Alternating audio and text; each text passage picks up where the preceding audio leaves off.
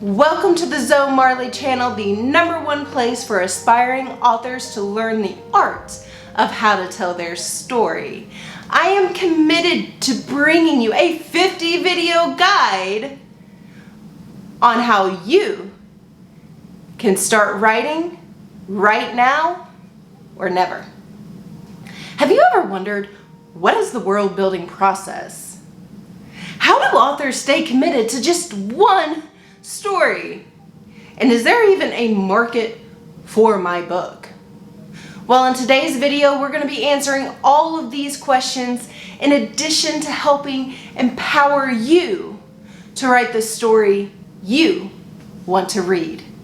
Alright guys, so in my last video, someone commented about my burn. So if you see this big red ugly thing, that's what it is. I burned myself 2 weeks ago roasting vegetables. And the moral of that story is that cake will never treat you like that. Okay? Moving on to the actual content of the video though. In our last video, we talked about the spark, how to pull inspiration out of it, what it even is, and how to get ideas from it. Well, in today's video, we're going to be going over another core foundation. We're going to be talking about how to write the novel you want to read. But more importantly, we're going to be teaching you how to empower yourself to do that. Because it's not easy, right? So it doesn't matter where you are in your current work in progress, you can still make changes to your novel. You really can. It might be inconvenient, it might be hard, but if it adds depth, if it makes your content richer, if it allows people to connect better with your story, I think it's totally worth it to kind of come back and revisit all of this. You're the author, you can make any changes you want, and doing this challenge is not going to hurt your novel in any way possible. Just make sure whatever changes you're making, they're changes for the better.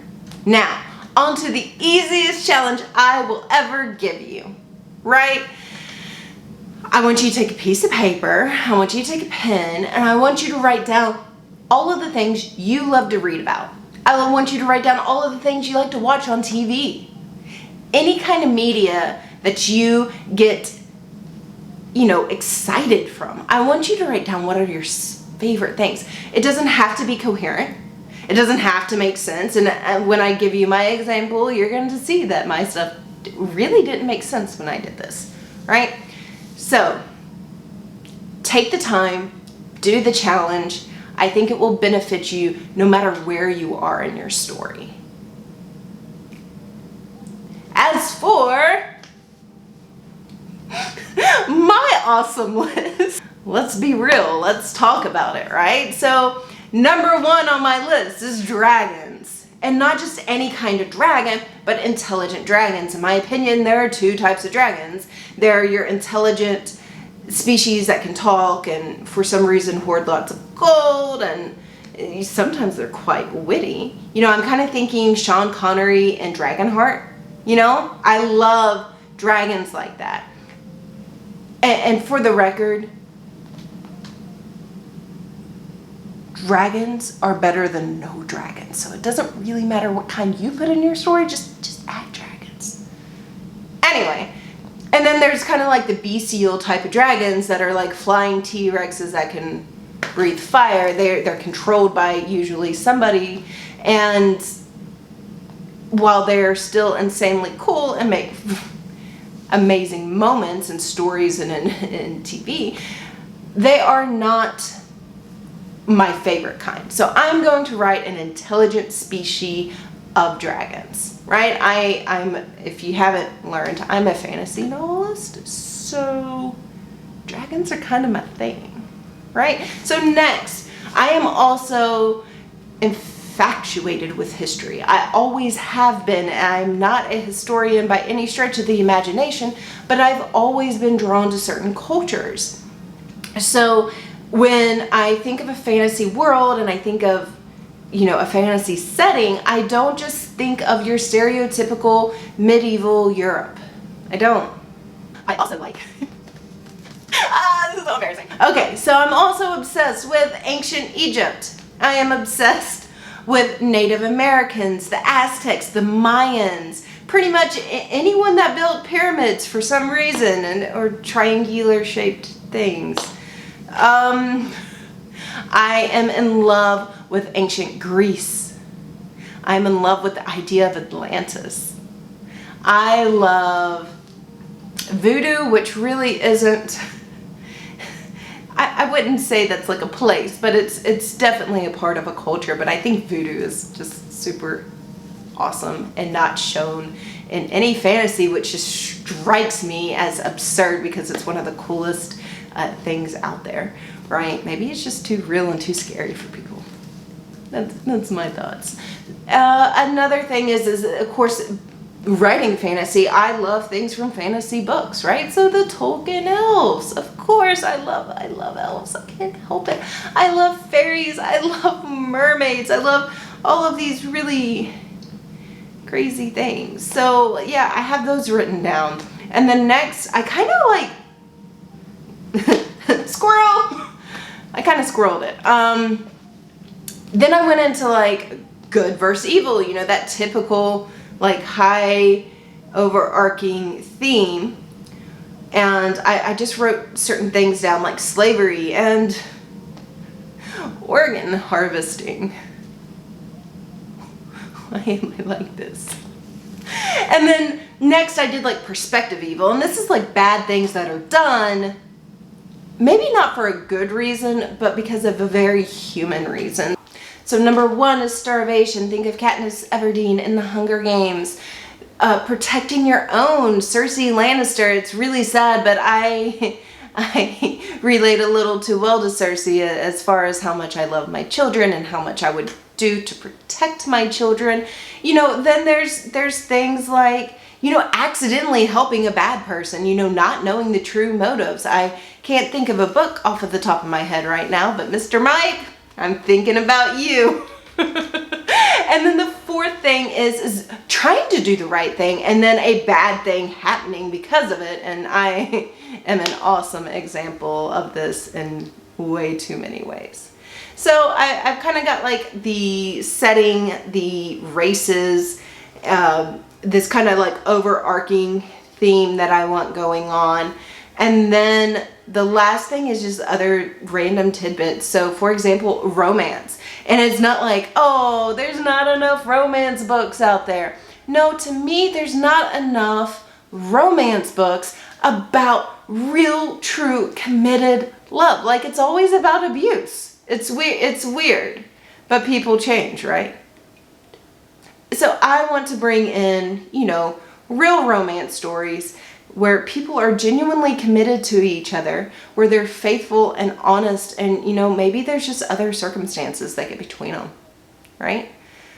Cultural differences are huge. I feel like almost every problem in the world today could really be bettered by sitting down, communicating openly, understanding one another's cultures.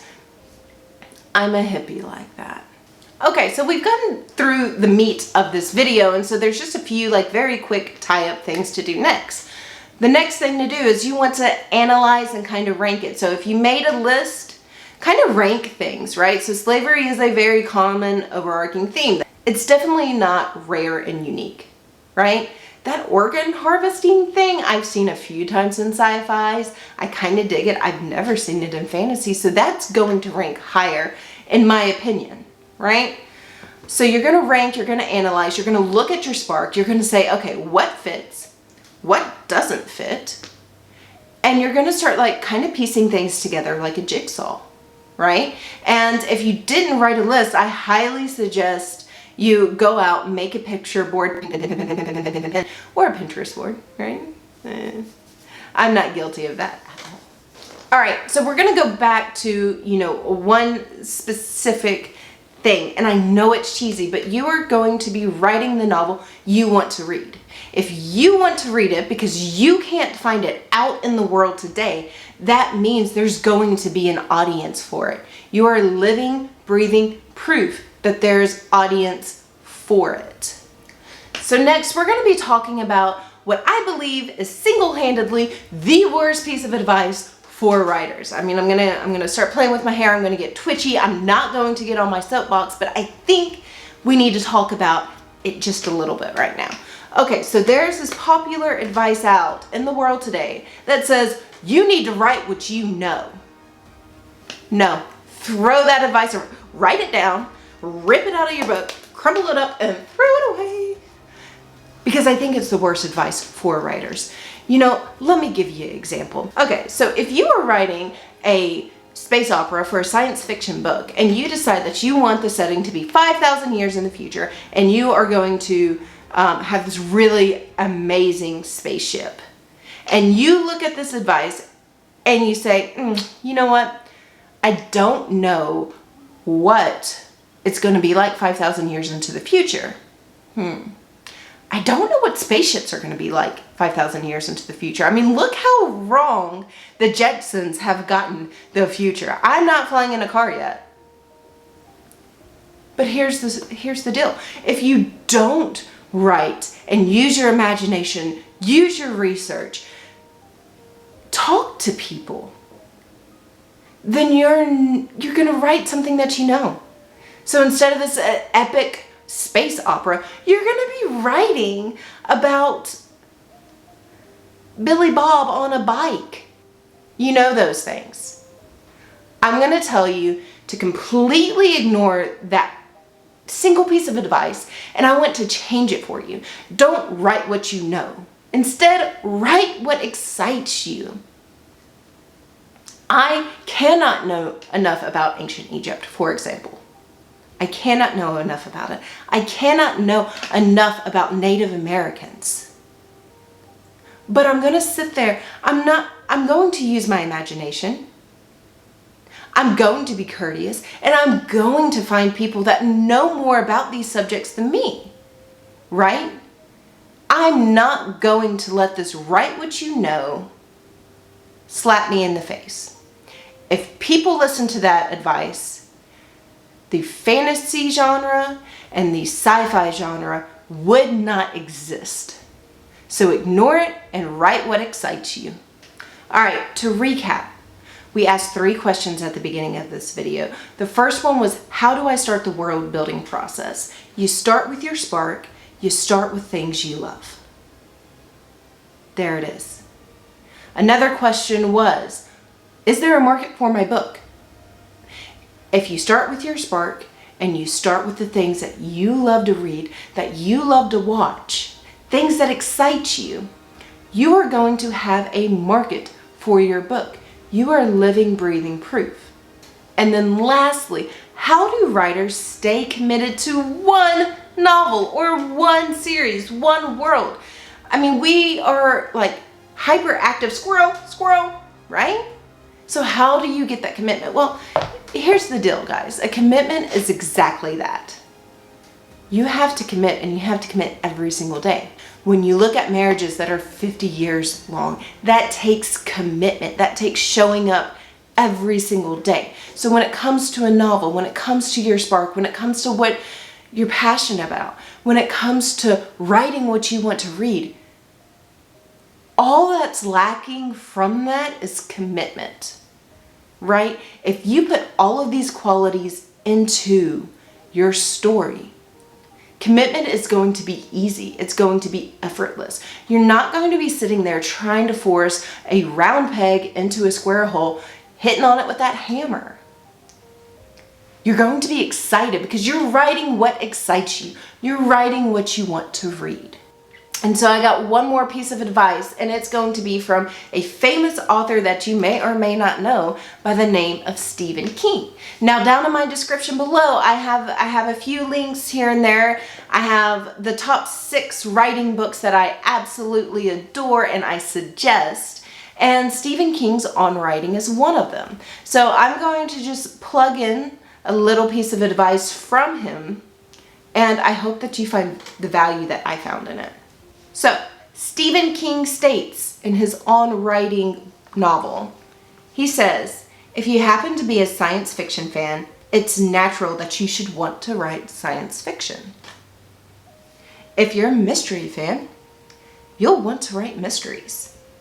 And if you enjoy romances, it's natural for you to want to write romances. This is no-brainer stuff, right? But it is a core foundation that people are overlooking.